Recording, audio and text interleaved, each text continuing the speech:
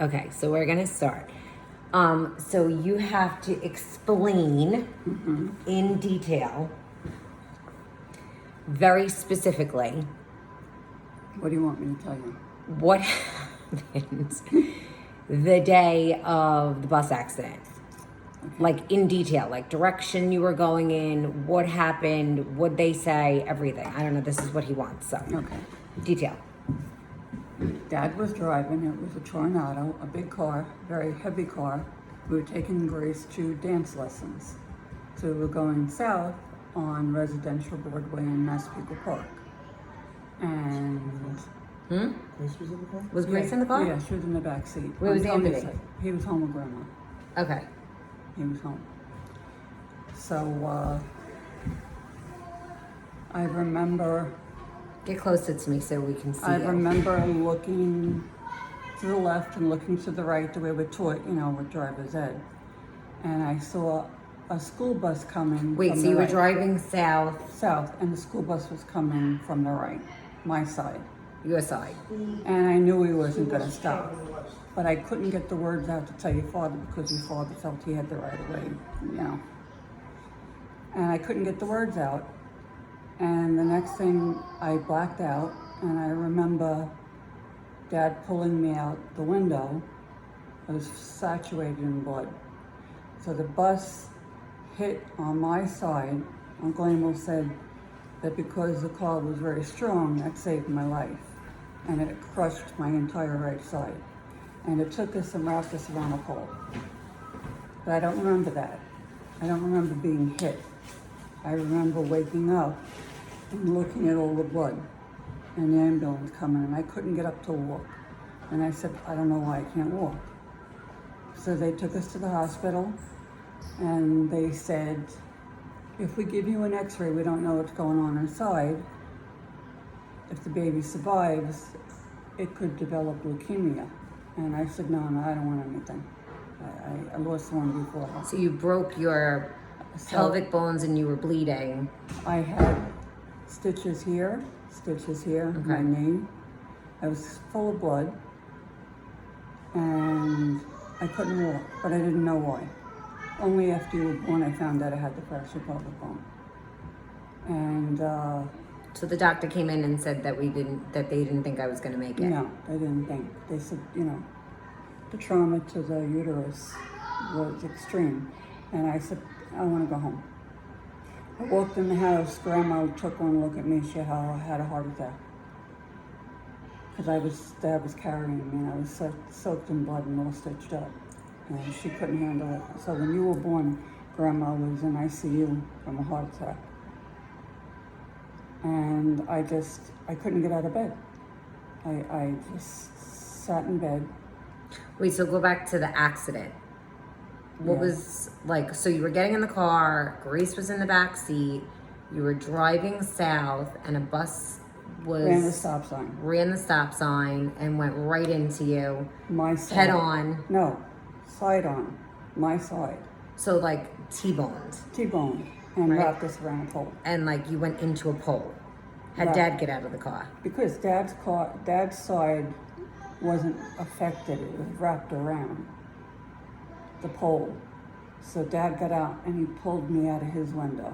And Grace wasn't affected because their side was not affected. Okay. It was all me, the passenger side. So like the front of the bus went into you. Right. And was in the car. It was in the car. And it crushed everything on the right side. Got it. Okay. And then he was able to pull you out from his side. Right. And lay me down. And I tried to get up, but I couldn't. And I didn't know why. What date was that? January 27, 1980. January 27th, 1980. Do you know what time? Probably about 3:30 in the afternoon. Okay. Anything else? No, I was very angry at your father because I said, why didn't you look to the right? He said I had the right of way. I said, I know, but defensive driving is, you look both ways. But, that's why they call it an accident. The guy ran the stop sign. Okay. So while I have you here, Yeah. hope you don't mind. Look, you gotta look into the camera because you're only like halfway. Do you want to explain anything because you're gonna be in the first chapter? My inheritance is all about you. That's so wonderful. Isn't that great? Yeah. Do you want to say anything specific about your childhood that you think is important? Because I'm going to be talking about you. No. Nothing. I'd really. Do you want me to make it up, or do you want it to be true? No, I want it to be true. Okay, so I need some details then. What? What do you need to know? Give me some specifics. Like what? Tell me about your life. What was life like at Collector Lane? You remember my street. Oh, I know everything. I don't know why. I remember everything. It's like not even normal. I was the last child born with an older sister and two brothers that were much older than me.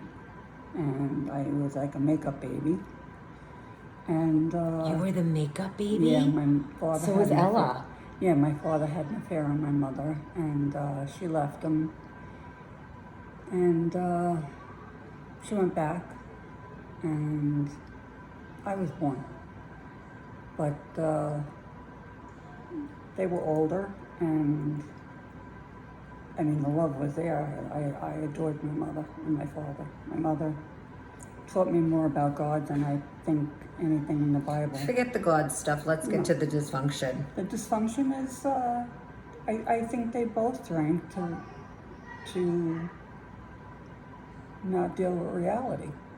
And I didn't understand it. And I was like, you, why? And I always wanted to know why. The only thing is I couldn't figure it out. So the thing that hurt the most was them leaving when I was 16. That hurt the most. Tell me your worst memory, your most traumatic memory. Picking my niece up out of the coffin when I was 5 years old. That was my worst memory. I thought she was a doll. She was beautiful.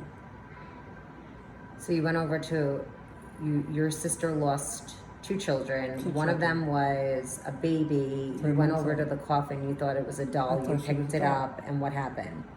She was ice cold, so I put it down and started crying. And then what? I went and told Grandma and I got smacked. Okay. What about like fighting in the house, drinking? House went on fire one day. You had to go back.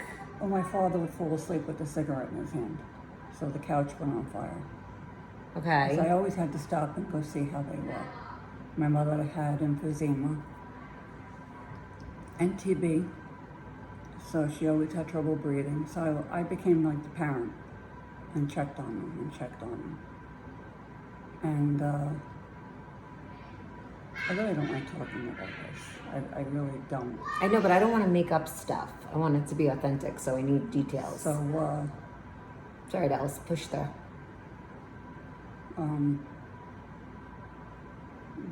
there was never a lack of love. It was just it wasn't the Brady Bunch. It wasn't where, like, I was tucked in at night. I put myself to bed and probably tucked my mother in. So, and then I made sure that she was okay and I went to bed. Oh. And they were always drunk?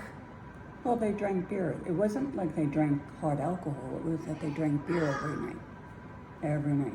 And I couldn't stand it. And I could walk in from school and tell if they slurred or not. And I had a lot of anger because I didn't want them to drink. And what about CPS or the Board of Health coming to the house? No, never. I didn't do that back then. No, somebody came to the house and said that you needed a bath. No, school. School. Okay. In 5th grade, a teacher took me outside of the classroom and didn't close the door and said, if your mother doesn't give you a bath, we're going to have to report you. And I started crying because everybody heard it. So she didn't bathe you? No, and that's how I became so nuts with looks and cleanliness and OCD with being perfect. Don't fart in front of a man. Don't poop in front of a No, man. no. Right? Yep. Don't be, don't have sex with a man unless you're shaven and perfect. Okay, so that's where that came from. Got it. What about the animals being abused? What about the fighting? What about the dysfunction? Obviously, there was a tremendous amount of dysfunction. You have to talk about it. I don't remember until you brought it up. My brother Frank. I remember the door crying in the bedroom. What was he doing to the dog? I don't know. I wasn't into that. I don't know. I tried to block it all out. I don't know. So